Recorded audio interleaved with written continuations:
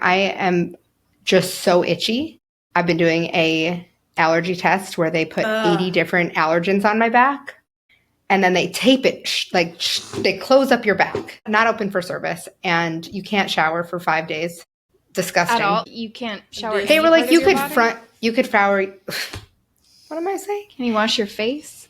You can like front shower, but they were like, do not get your back wet. Do not sweat. Don't do anything. Just like be really itchy, but don't scratch it. Wait, so what are you trying to discover? What do you think you're allergic to? It's a good question. I don't know. I thought it was something in makeup because at Adobe Max on the way home, I wore fun eyeshadow, and at Adobe Max on the way home, my eyes were swollen shut.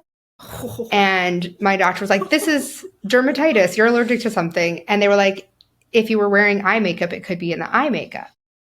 Yeah, and you were rocking that inner corner shadow. I was doing I don't even wear makeup at home. So I really went all in. Was it worth it? I think so. Yeah. I mean, I couldn't see anything. I just felt my way through the airport. I would say you look trendy as heck. Thank you. Your inner eyes were sparkling. They were, but apparently I'm allergic to it.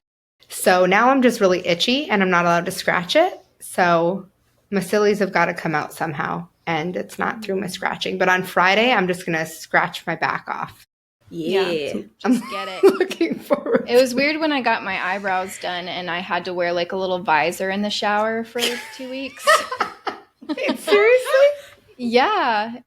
I looked real dumb. 2 weeks? Yes. Wait, I got my eyebrows microbladed, a powder brow.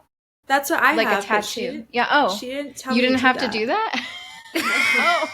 What if my gal was just pranking me? Well, I guess she was like worried there's like precautions, like it's too much sun or water, but I don't remember not getting them wet. Yeah, I feel like you would have remembered if you had to wear a visor. She was like, you have to dab your eyebrows every 30 minutes with this thing, even though nothing came off. It's not like they're like goopy or anything. Well, maybe yours will last like 10 years. I don't know. I have to do yearly touch-ups, but they last really long. This is definitely the best resource to go if you want to grow your art business, because you just get so much valuable information. We always start the podcast with the most nonsense, but you know what? I'm here for it. Also, Katie, wasn't yours a special kind, special? It was a powder brow. Yeah. Powder brow. They lay down pixels of color instead of doing the eyebrow. That's where the art hairs comes in. Pixels. Okay. Pixels. Yeah. Okay. We're bringing it. We're terrible. You know who we're here with? Yeah. We're going to give you a little hint. Do you recognize this? Drunk on lettering with Roxy and Phoebe. We're here with Phoebe. What's Drunk up? on lettering.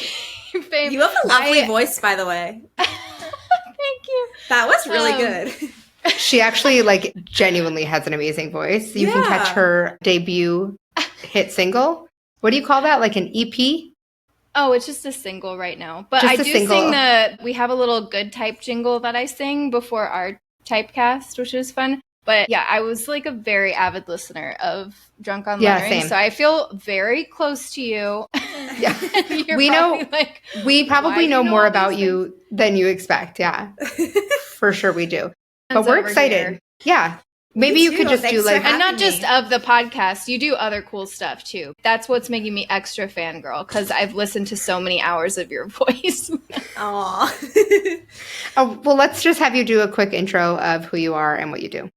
Yeah. Hey, everyone. I'm Phoebe, and I am the owner of Pandr Design Co. So what do we do at Pandr? We are a mural and design studio and all the designy things. My background is in graphic design, so I technically can do anything, but mostly like art licensing, branding, that kind of stuff. It's so interesting because I feel like the last couple episodes we've had, people who say they're graphic designers we've all come to this conclusion that graphic design is such a broad term because we can literally do so many things, especially now with the capacity of the Adobe products and all the apps and everything. One day we're an animator, one day we're running a business, one day we're illustration, one day we're painting murals. But the biggest question I have for you, time and time again, is does your back always fucking hurt? Yeah. I got a massage yesterday, and the lady was like, do you stretch at all? Your back is fucked. And I'm like, yeah. I know. That's why I'm here, lady. It's a lot. So stretching and treating yourself like an athlete is kind of Seriously. Does massage help you? Because every time I go for a massage, I'm like, this is going to be so helpful. And then I go and it's helpful for like the next 15 minutes. And then I'm already doubled over again. I'm like, dang it. Yeah, I mean, I'm never walking in like completely broken. I've tried to take care of myself. So far, so good. Yeah, it's definitely that first 15 minutes afterwards, you're like walking on cloud 9. And then you kind of like forget about it throughout the day. You're like, oh yeah, I got a massage this morning. I find it helpful, but it's probably anything, the more you go, the better. But who has time for that? I mean, yeah, I should probably go weekly at this rate, but I've never even done more than one day of muraling. And I immediately was like, this is not for me. However, I think chiropractic and acupuncture, I was just talking to someone about acupuncture and how the results are more lasting because they're not as aggressive. And so they can relieve, I don't know. I mean, I'm not an acupuncturist or a doctor by any means. I'm not. I would never actually. Should we go into like that as a little sub business? Do either of you, like, I call my mom and I'm like, Mom, so I have this thing. And she'll be like, well, my medical degree. And she's like, it's expired, but she does not have a medical degree. But somehow I ask her anyway, as if she would know because she's my mom. So my mom does. Is there logic there? She was a nurse forever, so I can ask her all those annoying questions. And she'll actually really have helpful. An answer. Yeah, that is helpful. If not her, like one of her doctor friends. So it's nice having those connects. Yeah, you're going to need those connects. If you're in the muraling business. You're going to need those doctor hookups. Well, yeah. But to your point, I've never actually tried acupuncture or a chiropractor. So I need to experiment with both of those. I do cupping. It's in the same realm. And I've seen on the Tickety Talk. You always say it like you're not qualified to be on there. That's exactly how I feel. That's why I say it like that. The gua sha or whatever, the scraping. Oh my gosh. Scraping? Or is that, at least they were calling it gua sha. Some people in the comments were like, gal, that's not gua sha. And other people were like, yeah, it is. So I actually don't know what gua sha is. But I think gua sha is like this thing. Okay.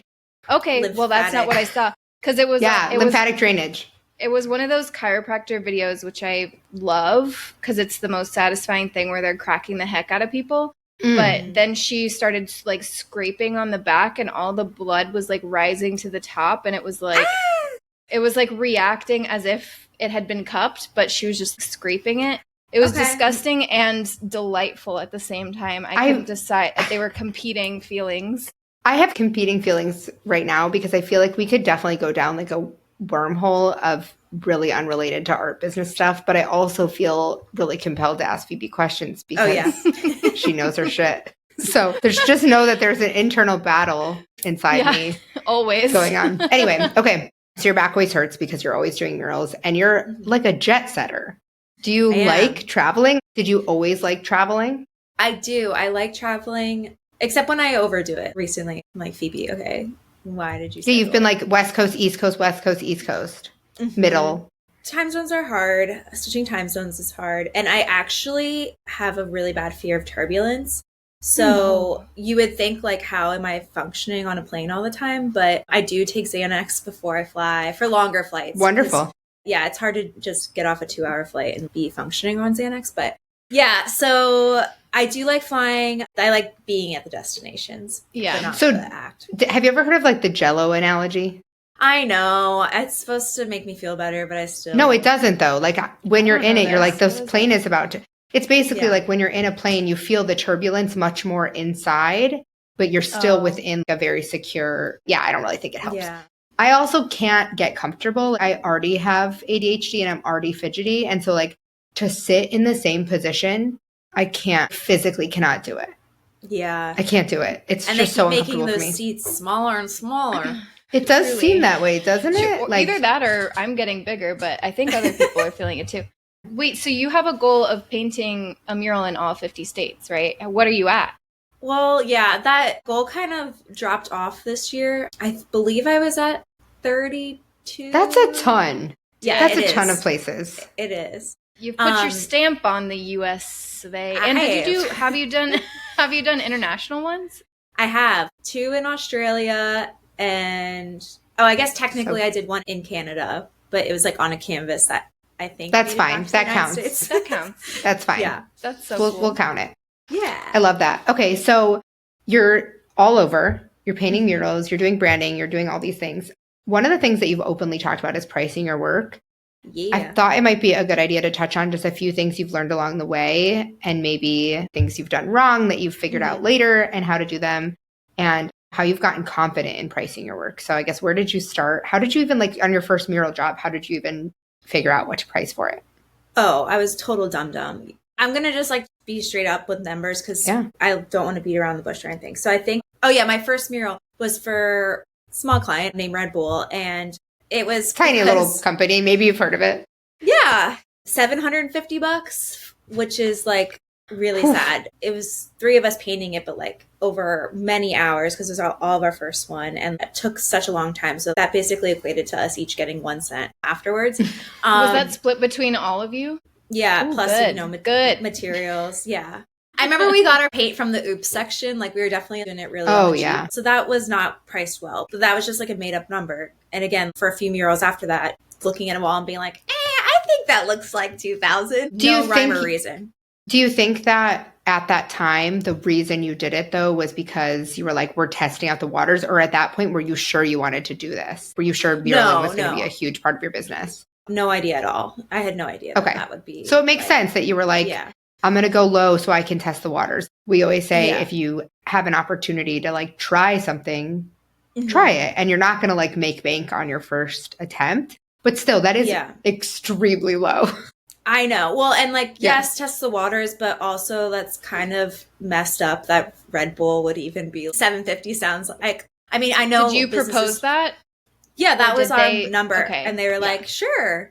I mean, you were like, wait, we forgot a zero. We forgot 2 zeros. They're getting a deal. So yeah, I don't recommend that to anyone else. Like the bigger the company, the more you should charge, even if you're just starting out. Yeah. And even though we'd never painted a mural before, I've still taken 1 billion art classes. Like I know how to paint.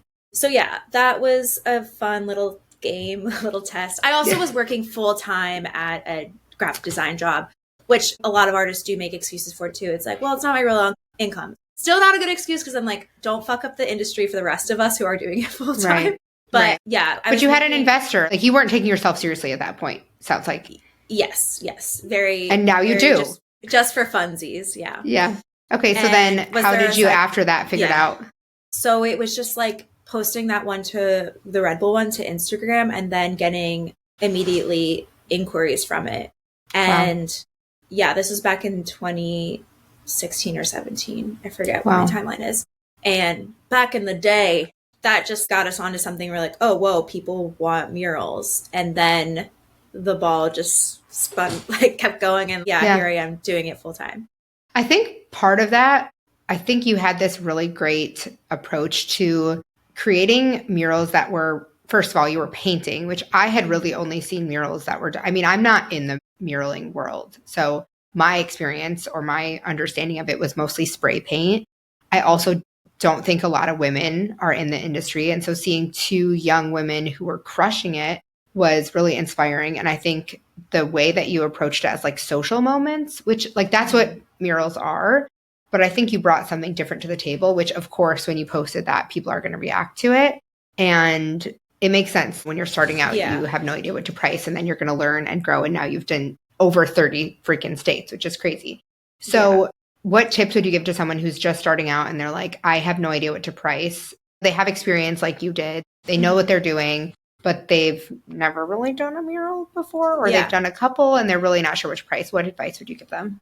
Yeah, I mean, don't bite off more than you can chew. And like, I don't think anyone would do this, but don't do like a 30-story building for your first time. Like start small. Interiors are nice because they're like smoother walls. And then there's just so much information out there now. I don't really think that you should have to search too hard to figure out what to price. Like I offer a free mural pricing guide. I think you guys offer like different pricing options. A lot of us muralists are talking about it out there now. So it's not this like secret thing. I always tell people like $20 a square foot is a good starting out point.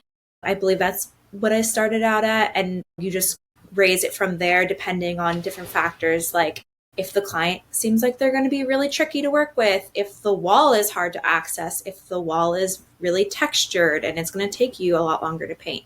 So all those things contribute. And then as you go, you'll learn like, okay, I need to charge more for this because that really sucked last time. And it's a learning experience. Right. So are there any wall textures that you're like immediately, no, I will not take on this job? I love money, so I don't say no to things. Right? So I am money oriented. As long as I charge enough for it, I'll do it. I love that honest response. You add on for weird wall textures? Yeah. And same thing with like if I know, or a design that I really don't want to paint, but the client wants this ugly thing, I will just charge more for it. And if they say yes, you'll feel good about that because your bank account will reflect. Some for show, some for dough. The other thing you said, which we always do, is you just add a fee if it's a pain in the ass. If the client seems annoying, it's just like the POA. Sorry. Piece of shit fee. No, yeah, piece of shit fee. It's a piece of shit fee. And sometimes you're going to have to do that. Not everything is going to be great for your portfolio. Not everything is going to be perfect. Sometimes you are doing, like, you're traveling for these and you haven't really seen the setting. Does that give you anxiety, like not knowing what the scene really looks like besides a couple pictures? Yeah, 99% of the walls I don't see till I get there. I mean, yeah, it'd be nice to be able to see it. Also, I find it to be a waste of time. Like clients in the beginning, I don't really get this as much anymore, are always like, do you want to do a site visit? And you're like, absolutely not. No, I don't. I love that attitude. Yeah, not until once you pay a deposit, sure. But I've done it too many times where I spend an hour, go down there and talk with the client in person and walk the thing, and then it doesn't end up panning out. That's just such a waste of time. I know some muralists are charging for that, like to do a site visit.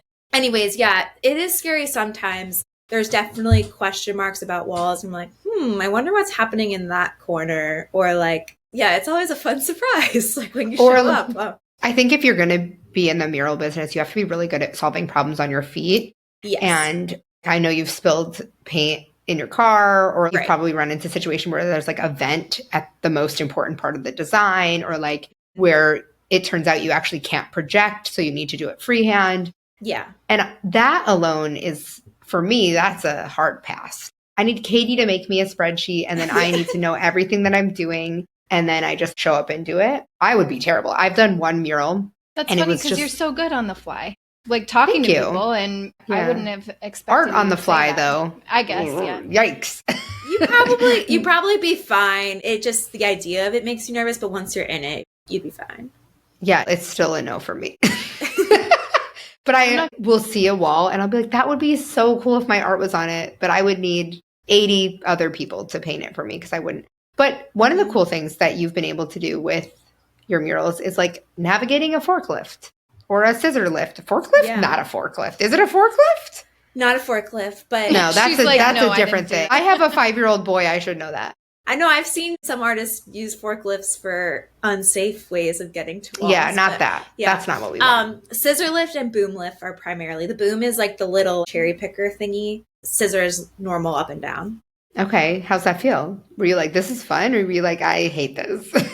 Yeah, I get like everything. It's really intimidating in the beginning because you're usually renting them from men or like on a construction site that's all men. And then they're like, who are you, honey? Watch this poor girl try to figure out this thing. And it's not even like they're all different. So it's like there's courses that you can take, but it literally doesn't teach you how to actually use one. Perfect. It just tells you all the ways you can dive. So sign me up. It's really fun. But no, now, I mean, I do pretty well with them. Yeah. Yeah, it seems like you know your way around scissor lift. Yeah. Yeah. Good for you. Add that to your resume. And you have to have insurance too, right? Like or how does all that work? Technically, yes. For all of us professional artists, you should have liability insurance. Everyone gets confused. What kind of insurance? Yes, I have health insurance in addition. Liability is different. Liability is like if I ran the scissor lift into the building and the building fell over. Or if you got a forklift instead of a scissor lift and then you crushed people. It's very affordable. Don't be scared of it. It's just literally, you could sign up there's a million different websites, and you get it and you have it, and then hopefully you never have to actually file a claim. Okay. Have you had to? No. Is that great? Knock on wood. Yeah. Oh yeah, that's true. I don't want to jinx you there. Yeah. So I feel like we've covered the muraling basics, but I know that one of the things. No, you don't. Go for it, Katie. No, if you were ready to go with another question, that's fine. I have something I want to talk about eventually. Do it. Ooh. No, go for it. Take the wheel. Yeah, I just couldn't help it sometimes. That happens to you sometimes. It does. Yeah, sometimes my body just involuntarily does the thing, and I give in to the intrusive thought. So I see you doing so many impressive things, and you're always just going after something else and like killing it. And you're flying here, you're flying there, you're doing this webinar, you're teaching that thing. And it's like crazy impressive. It seems like you're a very ambitious person, and Ilana and I relate to that. And we have this drive to do more. And then once we get to that, we've done it. We're like, instead of being able to celebrate, we just go on to the next thing, and our bar gets higher and higher. And then it leads to like some super burnout situations for us. And I just want to be more transparent about that these days because of everything we see on social. It looks like everybody's able to do all these things, and then they have no like feelings around it. Yeah, exactly. So all that to say, I'm just curious how you feel about that, and if you feel like you're driven by that ambition and how that has been for you, how it feels for your soul. Yeah, it's a very good question. And I worry about myself. I'm like, am I tired? I just had a meet up with a bunch of other female artists and muralists this weekend, and they were like, Phoebe, you work really hard. And I was like, but you guys do too. And I'm like, I don't know. Apparently I'm working harder than a lot of people. I thought we were all working the same amount of hardness. So, I mean, yeah, it's different for everyone. What is too much or too little? Yeah, right now in my life, for context, I'm not single. Why did I almost say that? I'm married. I don't have kids. Niall better watch out. Sorry, Niall. I am married, but like, yeah, he works for himself too. We're both just working our ass off right now. We live in California. It's really expensive. 33, no kids. So this is just my working woman era. And working woman era. Yeah. So do I want to keep going at this pace forever? Probably not. My accountants seem to think that I can retire by the time I'm 44. So woohoo!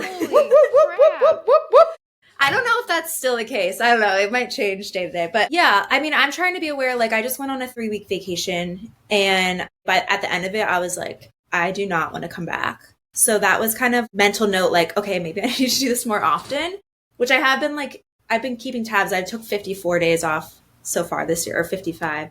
And good for you. Oh, that makes me so happy. Yeah. So I think it's a like equal amount work hard, play hard. I definitely am working like a crazy person, but I'm also like, I did take a lot of vacation. So I feel like I can truly relate to that, because when you probably feel similarly, but I think for both Katie and I, it's hard to schedule things during our work hours because we want to have really firm boundaries about when we're not working, because we've already done the thing where we're working nonstop. When we were working full-time jobs, we were also building our businesses. And then once I had kids, I was like, oh, I can't actually just work all the time. I cannot. And I was really lucky to be able to be home with my son when he was really young. And I like worked when he slept, and he was a really great baby. That is like not the case for everyone. Especially I had my second kid during COVID, and it was just like it was do not recommend. And my husband was like working in my office, and then we have 2 kids. It was just obviously very difficult. A lot. But I feel like Katie and I both put in the time when we're working, but then when we're offline, we're off. And sure, we're like thinking about it, or if something inspires us, but if something like sparks, we're like, oh, that's a good idea. Let's write it down for later. Yeah. But we will only get online if we see something that does need urgent attention, and we have learned to delegate better. However, just 2 nights ago, I was checking my email late at night, and then I was like, Katie, are you in our inbox? Because we have a shared inbox. And like an email I was about to respond to that was like a customer service email disappeared. And she was like, yeah, I was just in there. And I was like, why are you working? And she was like, why are you working? And then both our answers was we're conditioned to click the little mail button on our phones every 5 minutes, and that's why. And then that's there's content.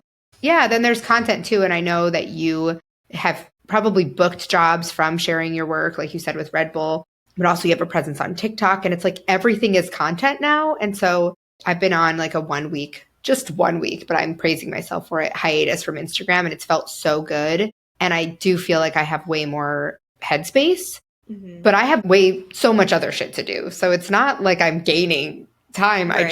I'm realizing all the other things I need to do.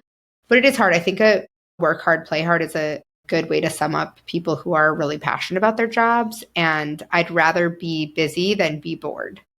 Right. Do you feel that you're able to celebrate your wins still, though, Phoebe? Or like, is it getting harder the more stuff you have under your belt?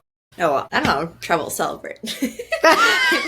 That's great. Get a girl some oysters. Let's go. Yeah, get me some oysters. Let's get some champagne. No, I mean, I definitely know the financial goals I'm hitting now are insanely larger than what I was starting out with. And I'm like, oh, it's funny how like I used to think that was a lot of money. And I don't know. I'm like, feel like I probably take some stuff for granted, and I'm just like, another milestone, whatever. I try to celebrate like for sure bigger things. Yeah. Like when I had this big Dunkin' project this year. So cool.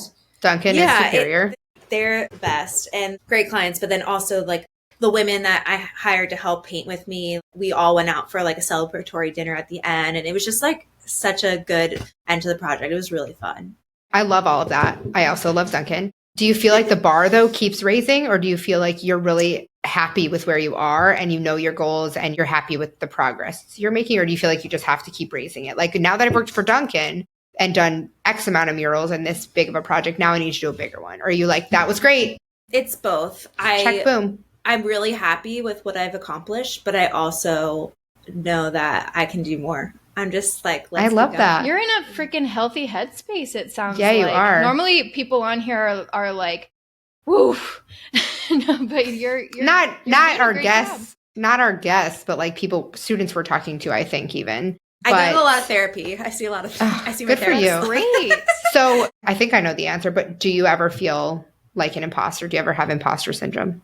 Oh yeah. I mean, so all this being said, I cried at my last job, like on the job.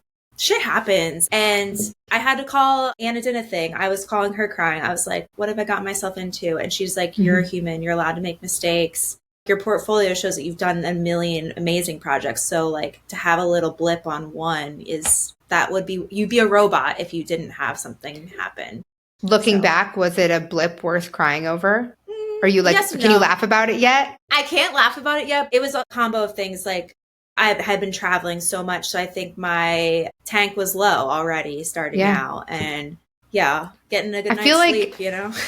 Entrepreneurs typically do not value refilling their tank enough. And I think it's a really big sign of progress when you're like, yeah, I just accomplished exactly what you're saying. I just accomplished a ton of shit. I know I can do more, but I actually need to take 2 days off and like just do something for myself and not open my computer. And one of the things I think Katie and I have struggled with is that we are feeling those things, but we haven't made any art. So we're like, it would be really nice to just take a couple of days and just make something for fun. But also I'm kind of okay with it right now. Like the season for making art will come, but it's so refreshing to hear someone who's proud of their accomplishments. You've done amazing things. You're super talented, but also that you feel all the same things that everyone feels, like imposter syndrome, and that you have bad days and you're able to have a level head about it. Are there any like books, or do you meditate, or are there any tools in your toolbox that have helped you to get to that headspace? Or is this like how Phoebe is programmed? Therapy, she said. Yeah, therapy is great. I literally have my therapist in my head being like, self-soothe. How do you self-soothe? And so for me, that's usually exercising. Always makes me feel better. I love exercising, walking. Doesn't have to be anything cray-cray. Yeah, just like calling up a friend to chat, to debrief, multiple friends. I have to like talk everything out. So I'm always talking to a bunch of people. Yeah. My mom's like, aren't you sick of telling this story? No, I'm not. No. Everyone needs to know what's going on right now. I am the same. I will call 4 people and be like, this is the dilemma. and get all of their responses. And none of them are going to I'm going to do whatever my head tells me to do, but I need to know what everyone else thinks. But that's also why I stopped answering some of your questions.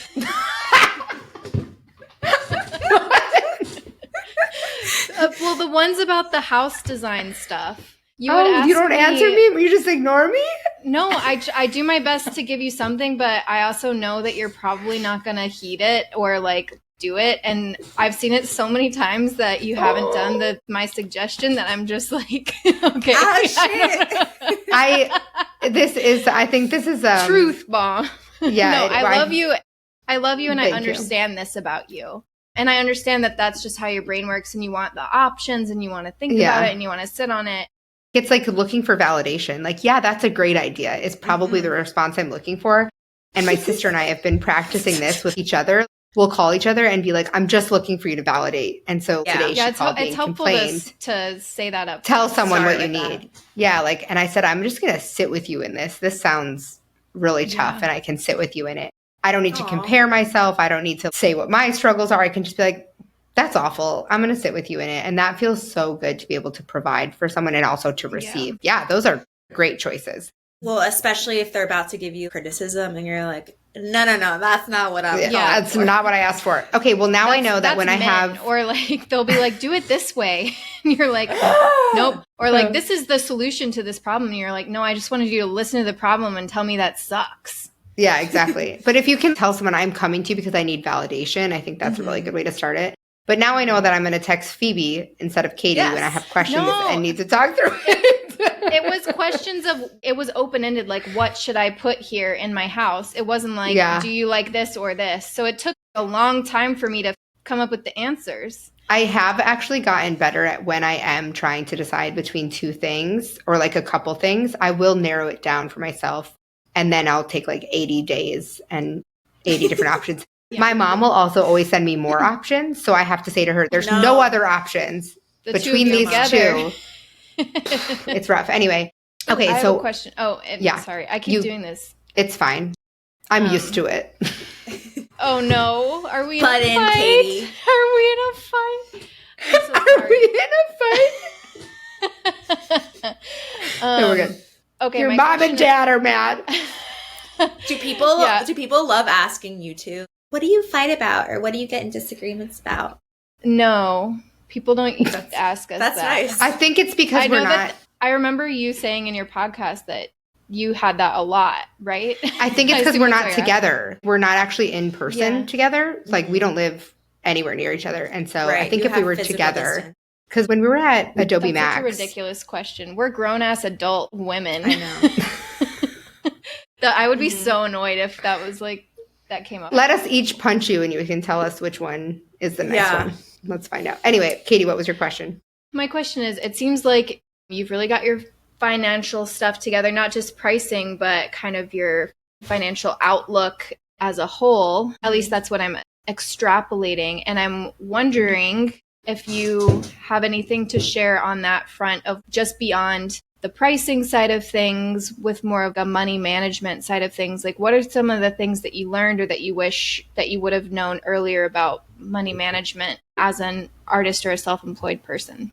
Well, I think I speak for a lot of women and I could be more knowledgeable for sure. Like, I'm definitely insecure about what I know and how to invest properly and all that stuff. But at the same time, we talked about this earlier. I'm not a doctor. I'm not an accountant and I don't need to be. So I pay someone to do all that stuff for me. And no regrets. I mean, I've come from a place of privilege. Like I've had savings. I did learn that stuff from my parents.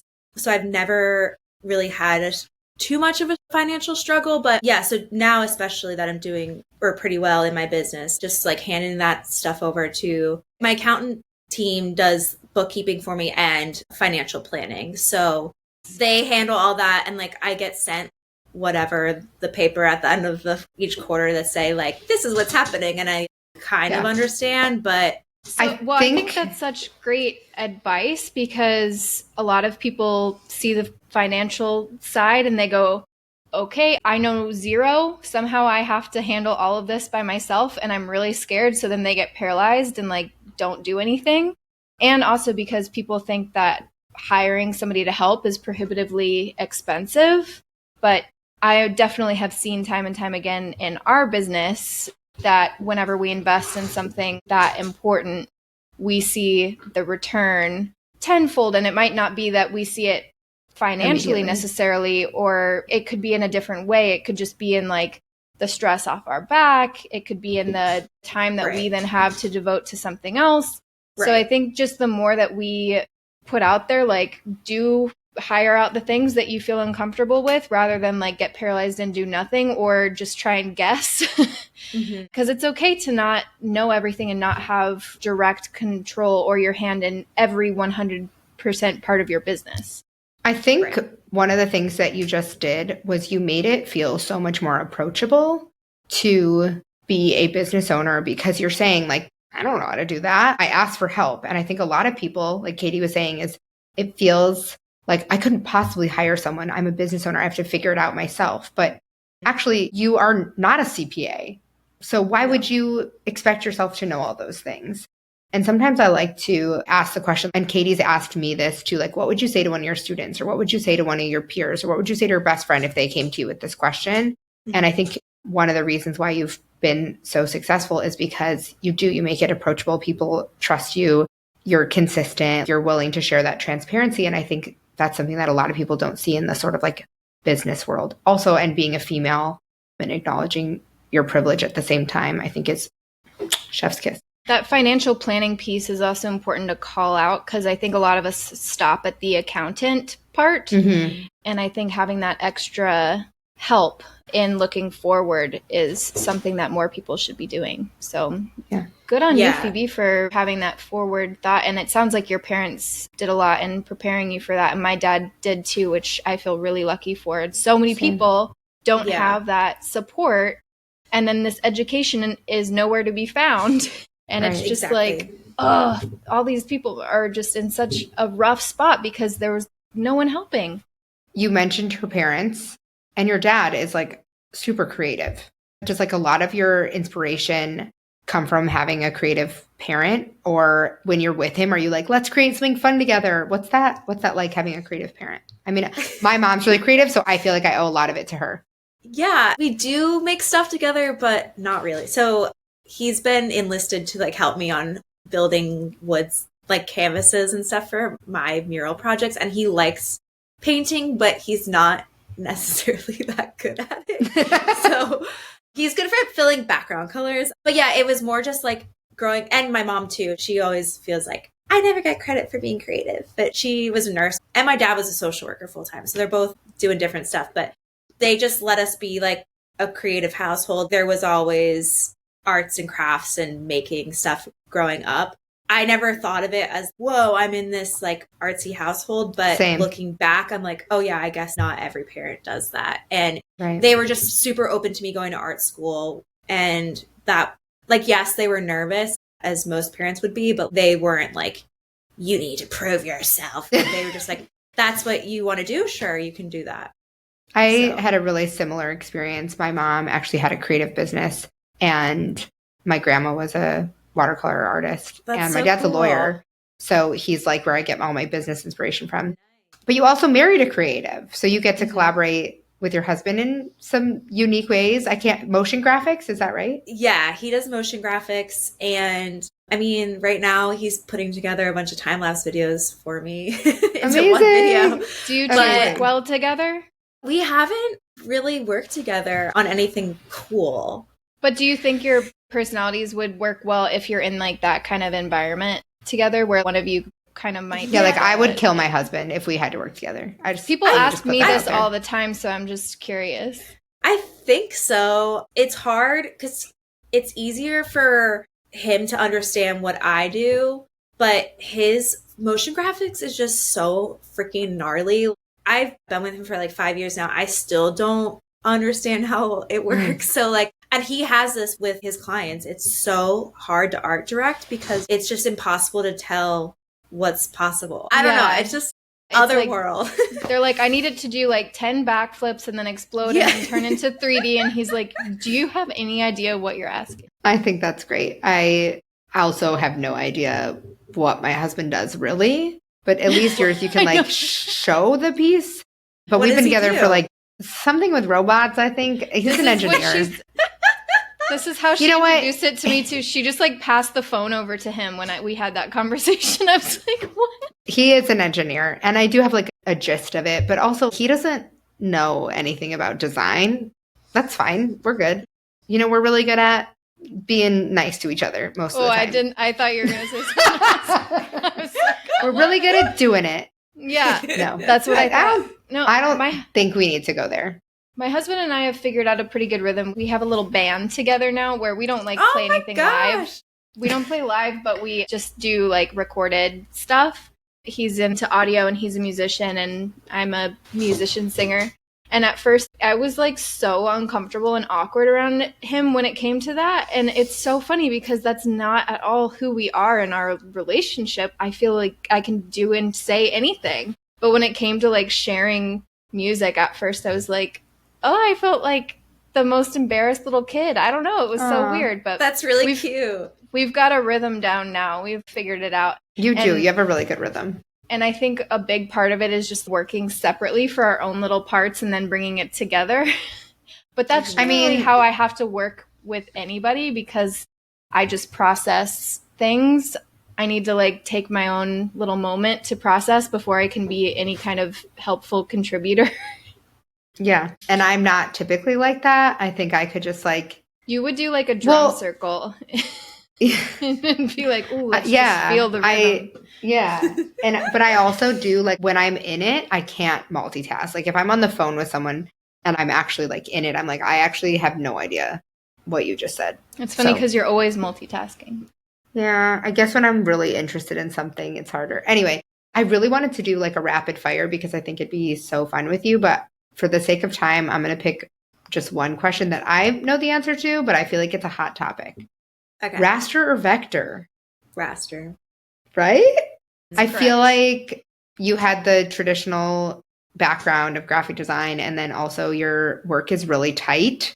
And so people probably look at it and think it's vector, but actually it's like a toiga. Tricked them. But you don't need it to be vector for what you're doing. There is no reason for it to be vector for what you're doing. No. Do you have clients ask you for vector files all the time? No. I get that all the time. And then I'm like, but do you? Why?